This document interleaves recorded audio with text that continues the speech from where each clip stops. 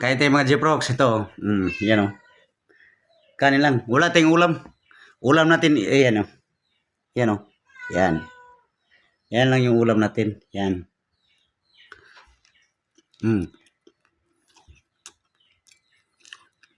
Kain tayo. Ulam natin asin. Isda naman, pero ang isda para lang ni-attack yun. Ito. Kasi malakas hangin dito. Ngayon medyo okay na. So, isda yan o. Yan.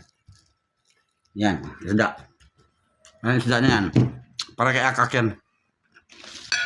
Ang amo ni Akak, nakain kahit walang ulam. Pero si Akak, pagkain, di pwede walang ulam yun. Yun ang pagkain niya isda. Alagaan na yan si Akak kasi pag nagtatagay kami, tapos darating yung asawa ko, nag-iingay yan eh. Pag nag-iingay na yan, ligpit kagad yung baso. Hindi tayo mahuli sa asawa ko. Pag hindi ko pagkainin yan, magkamamaya.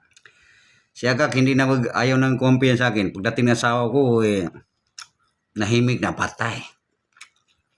Mahuli tayo, nagtagay tayo. Kaya alagaan tayo sa Akak. Dinabali si ngamo, walang yan, kanin, asin. Tapos ito kay Akak. Oh, mamaya.